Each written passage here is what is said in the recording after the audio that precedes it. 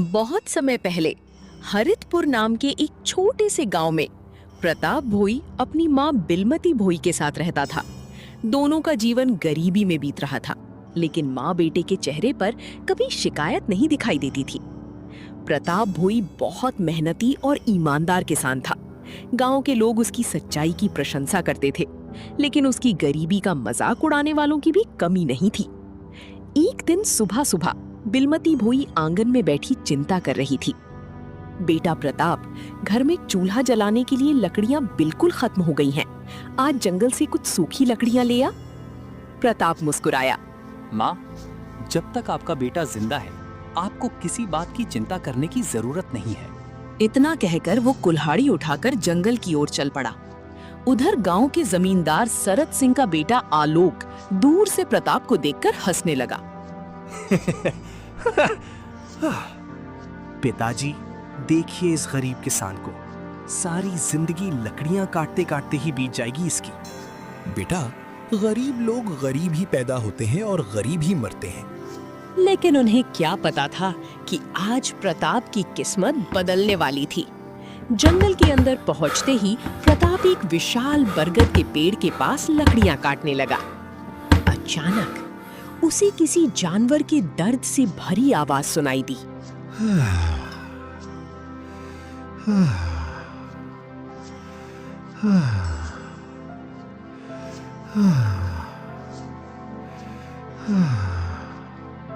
प्रताप चौंक गया। लगता है कोई जानवर मुसीबत में है। डरते डरते वो आवाज की दिशा में आगे बढ़ा। झाड़ियों के पीछे पहुंचकर उसकी आंखें फटी की फटी रह गईं।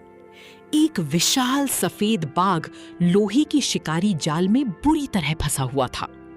बाघ दर्द से करा रहा था। प्रताप के हाथ कांपने लगे। हे भगवान, अगर मैंने इसे छुड़ाया और इसने मुझे ही मार दिया तो? उसी समय बाघ की आंखों से आंसू निकल पड़े। न जाने क्यों प्रताप का दिल पिघल गया। नहीं, किसी मुसीबत में फंसे प्राणी को ऐसे नहीं छोड़ सकता। अपनी जान की परवाह किए बिना प्रताप धीरे धीरे बाघ के पास पहुंचा। देखो, मैं तुम्हारी मदद कर रहा हूँ, लेकिन मुझे नुकसान मत पहुंचाना। बाघ शांत बैठा रहा। प्रताप ने कुल्हाड़ी से लोहे का जाल काटना शुरू कर दिया। कुछ देर बाद जाल टूट गया। बाघ आजाद हो गया। प्रताप डर के मारे पीछे हटने लगा, लेकिन तभी वो विशाल सफेद बाघ इंसानों की तरह बोल उठा। मित्र, तुमने मेरी जान बचाई है। ये सुनते ही प्रताप के हाथ से कुल्हाड़ी गिर गई। हे भगवान, बाघ बोल रहा है। बाघ मुस्कुराया। हो, हा हा हा। डरो मत मित्र, मेरा नाम बघुआ है। मैं कोई साधारण बाघ नहीं हूँ। प्रताप हैरान होकर बोला। ये कैसे संभव है? कोई बाघ इंसानों की तरह कैसे बोल सकता है? बघुआ की आंखों में पुरानी यादों की चमक दिखाई देने लगी। इसके पीछे एक बहुत बड़ा रहस्य छिपा है मित्र। कई साल पहले महान ऋषि वरुण ने मुझे एक दिव्य वरदान दिया था। और तभी अचानक जंगल में तेज हवाएं चलने लगी। दूर पहाड़ों के ऊपर काले बादल मंडराने लगे। उसी समय जंगल की गुफा में रहने वाला भयानक तांत्रिक कालकेतु अपनी लाल आंखें खोलते हुए बोला। आखिरकार वो समय आ ही गया। बघुआ, मैं तुम्हें ढूंढते ढूंढते थक गया था। अब तुम्हारी दिव्य शक्ति मेरी होगी। बघुआ की बात सुनकर प्रताप भोई हैरान रह गया। क्या कहा? ऋषि वरुण का वरदान? आखिर तुम कौन हो बघुआ? और एक साधारण बाघ इंसानों की तरह कैसे बोल सकता है? मित्र, ये कहानी आज से 20 वर्ष पुरानी है। उस समय मैं भी एक साधारण बाघ था। इस जंगल के उत्तरी भाग में रहता था। एक दिन मैंने देखा कि कुछ शिकारी एक वृद्ध ऋषि का पीछा कर रहे थे। वे ऋषि वरुण थे। शिकारी उनके पास रखी दिव्य मणि को छीनना चाहते थे। जब मैंने ये देखा तो मैं उन शिकारियों पर टूट पड़ा। उनमें से कई भाग गए और बाकी घायल हो गए। इस प्रकार ऋषि वरुण के प्राण बच गए। प्रताप ध्यान से बगुआ की बातें सुन रहा था। बगुआ आगे बोला, ऋषि वरुण मेरी निस्वार्थ सहायता से बहुत प्रसन्न हुए। उन्होंने कहा, हे वनराज, तुम केवल शक्तिशाली ही नहीं बल्कि दयालु और धर्मप्रिय भी हो। आज से मैं तुम्हें मनुष्यों की भाषा समझने और बोलने की शक्ति प्रदान करता हूँ। लेकिन याद रखना, यदि तुम जंगल के किसी रहस्य को मनुष्य के सामने प्रकट करोगे तो ये शक्ति हमेशा के लिए समाप्त हो जाएगी। अद्भुत, मैंने ऐसी कहानी कभी नहीं सुनी। तभी अचानक जंगल में काले बादल छा गए। आकाश में बिजली चमकने लगी। दूर पहाड़ी की गुफा के भीतर एक भयानक तांत्रिक ध्यान में बैठा था। उसकी आंखें लाल अंगारों की तरह चमक रही थीं। वो था काल केतु। काल केतु क्रोध में बोला, बघुआ, 20 वर्षों से मैं उस दिव्य मणि को खोज रहा हूं। ऋषि वरुण ने उसे मुझसे छीन लिया था, लेकिन अब समय बदल चुका है। मैं उस मणि को प्राप्त करके पूरे राज्य पर राज करूंगा। इतना कहकर उसने अपने जादुई दर्पण में देखा। दर्पण में प्रताप और बघुआ दिखाई दे रहे थे। काल केतु हंसने लगा। तो आखिर बगुआ को एक मनुष्य मित्र मिल ही गया। बहुत अच्छा। अब यही मित्रता उसकी सबसे बड़ी कमजोरी बनेगी। उधर गांव में सरत सिंह का पुत्र आलोक तालाब के किनारे खड़ा था। उसी समय गांव की सुंदर और दयालु लड़की झरना वहां पहुंची। झरना प्रताप से प्रेम करती थी, लेकिन आलोक कई वर्षों से झरना से विवाह करना चाहता था। आलोक मुस्कुराते हुए बोला, झरना, मेरे पिता पूरे गांव के सबसे बड़े जमींदार हैं। अगर तुम मुझसे विवाह कर लो तो रानी बनकर रहोगी। लेकिन झरना गुस्से से बोली, आलोक, धन से किसी का दिल नहीं खरीदा जा सकता। मैं प्रताप भोई से प्रेम करती हूँ और जीवन भर उसी के साथ रहूंगी। ये सुनकर आलोक का चेहरा गुस्से से लाल हो गया। प्रताप, एक गरीब किसान का बेटा, वो मुझसे झरना को छीन नहीं सकता। मैं उसे कभी खुश नहीं रहने दूंगा। उधर जंगल में प्रताप और बघुआ बातें कर ही रहे थे कि अचानक झाड़ियों के पीछे 2 चमकती हुई आंखें दिखाई दी। बघुआ जोर से दहाड़ा। सावधान मित्र, ये कोई साधारण जीव नहीं है। अचानक एक विशाल काला भेड़िया बाहर निकला। उसकी आंखें लाल थीं और उसके गले में एक अजीब तांत्रिक निशान बना हुआ था। बघुआ उसे देखते ही चौंक पड़ा। ये असंभव है। ये तो काल केतु का शैतानी भेड़िया है। और अगले ही पल वो भेड़िया प्रताप पर हमला करने के लिए हवा में छलांग लगा देता है।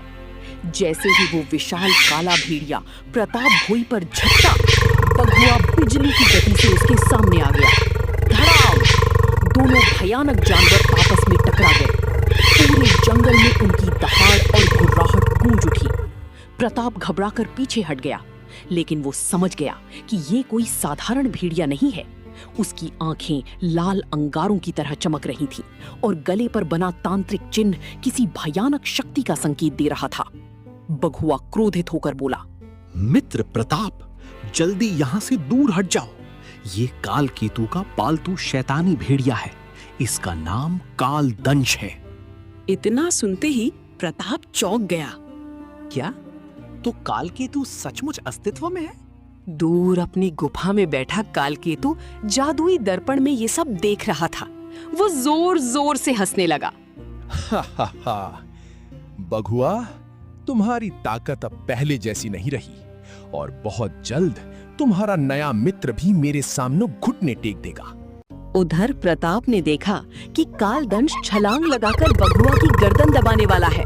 तुरंत उसने अपनी कुल्हाड़ी उठाई और पूरी ताकत से कालदंश की ओर फेंक दी। कुल्हाड़ी भेड़िए के पास जाकर जमीन में धंस गई। कालदंश घबरा गया।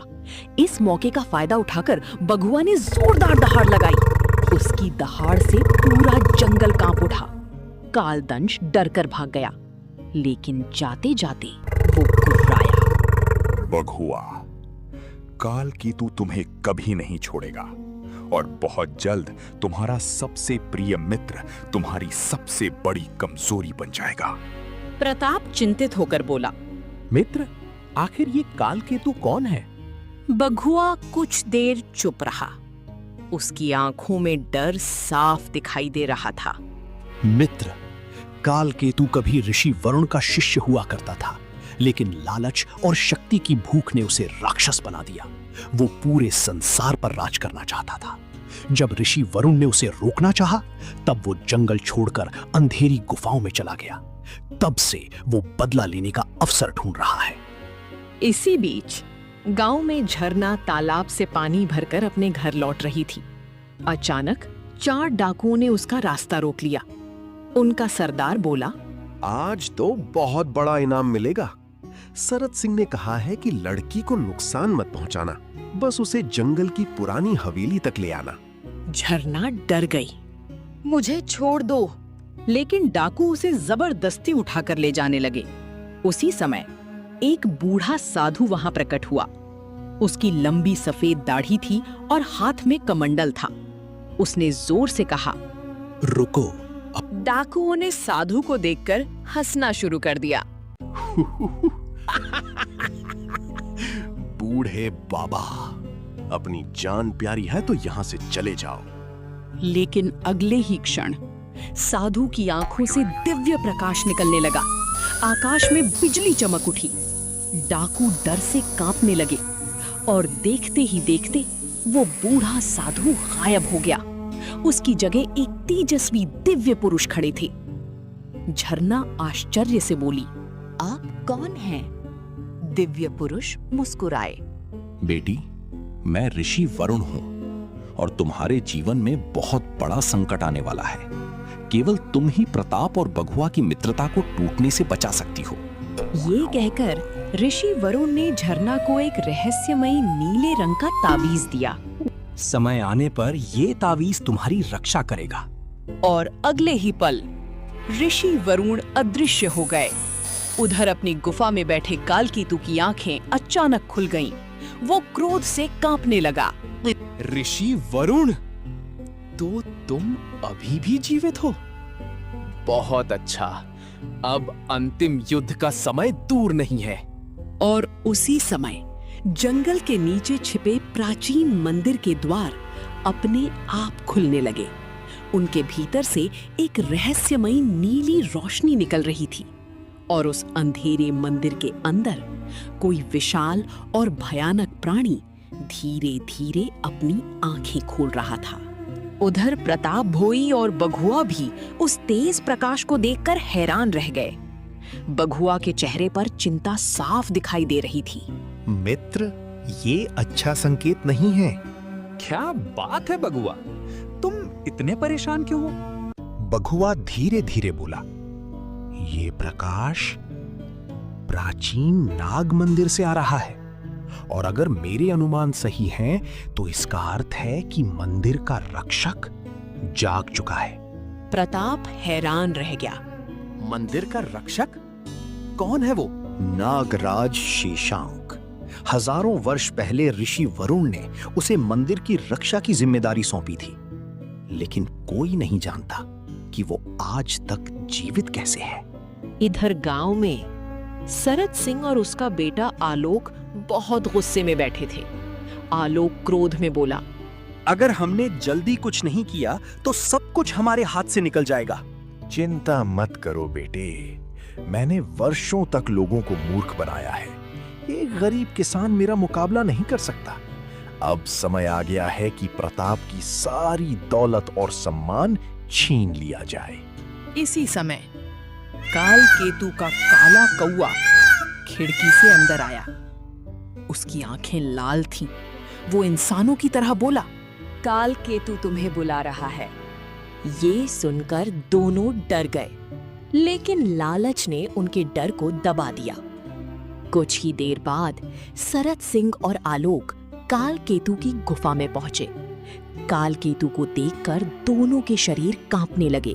उसकी लाल आंखें आग की तरह चमक रही थीं।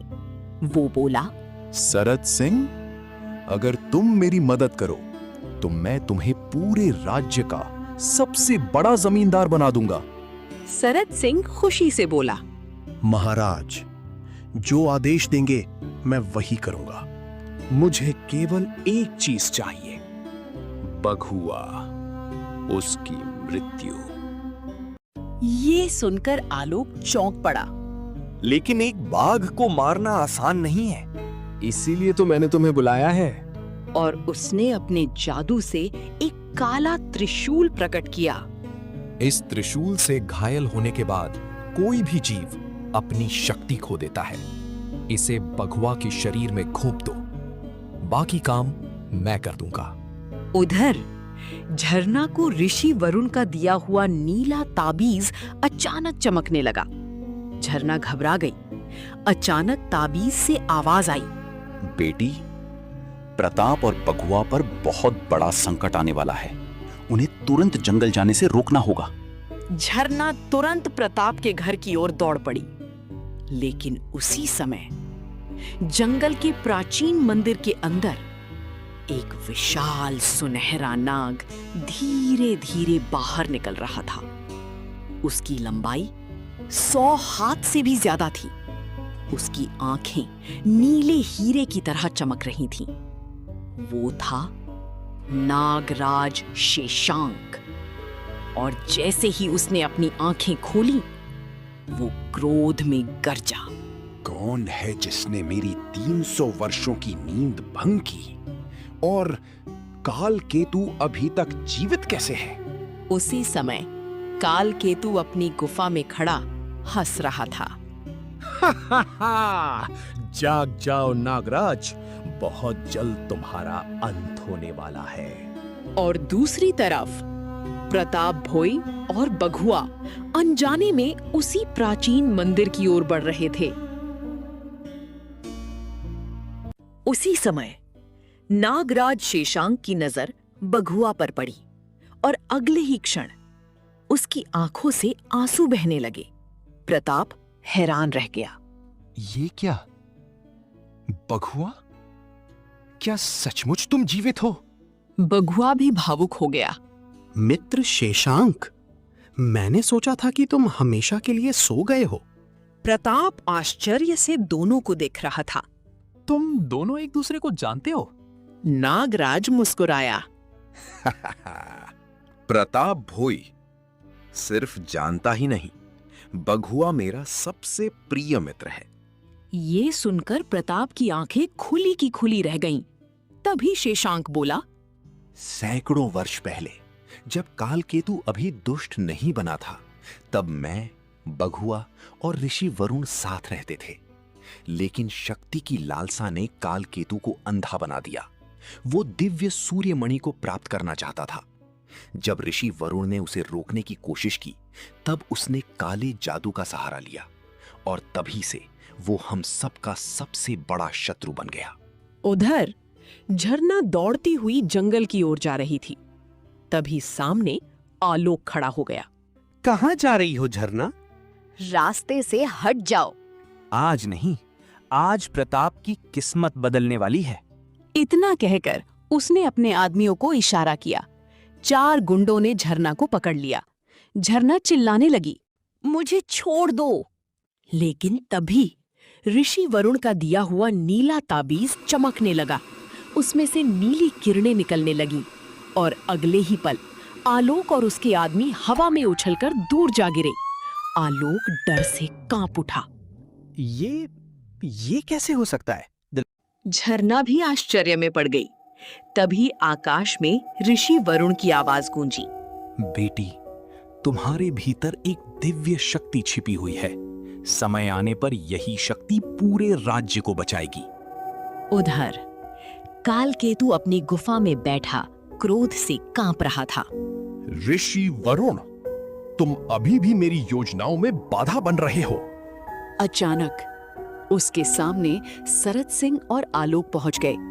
कालकेतु ने उन्हें काला त्रिशूल देते हुए कहा, आज रात बघुआ की मृत्यु निश्चित है और उसके बाद दिव्य सूर्यमणि मेरी होगी। लेकिन तभी गुफा के बाहर भयानक गर्जना सुनाई दी।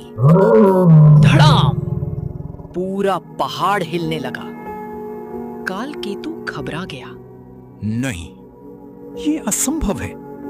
वो वापस नहीं आ सकता। गुफा के बाहर लाल आग जैसी आंखों वाला एक विशाल काला सिंह खड़ा था, जिसे देखकर सरत सिंह और आलोक डर के मारे जमीन पर गिर पड़े। काल केतु कांपती आवाज में बोला, महाकाल सिंह, तुम तो 100 साल पहले मर चुके थे। और वो रहस्यमयी काला सिंह क्रोध से गरजा, काल केतु, तेरे पापों का घड़ा भर चुका है। महाकाल सिंह की भयानक गर्जना से पूरा जंगल कांप उठा। आकाश में काले बादल और घने हो गए, बिजलियां चमकने लगीं। काल केतु पहली बार डर गया था। उसने कांपती आवाज में कहा, नहीं, ये नहीं हो सकता। मैंने तुम्हें 100 साल पहले अग्नि कुंड में गिरते देखा था। काल केतु, सत्य और धर्म को कभी खत्म नहीं किया जा सकता। मैं जीवित हूं। उधर मंदिर के पास प्रताप, बघुआ और नागराज शेषांग भी उस भयानक गर्जना को सुन चुके थे। नागराज अचानक गंभीर हो गया। ये महाकाल सिंह की आवाज है। कौन है ये महाकाल सिंह? वो जंगल का सबसे शक्तिशाली रक्षक है।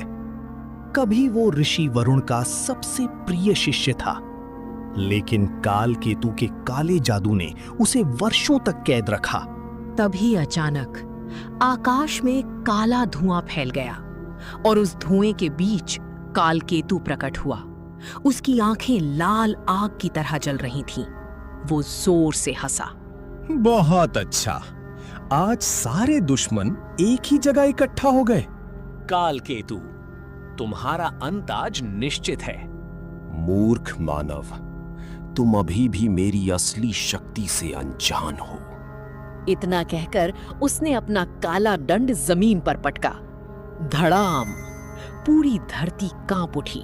तभी महाकाल सिंह आता है और काल केतु का नाश कर देता है। उस दिन के बाद से जंगल हमेशा के लिए सुरक्षित और शांत रहता है।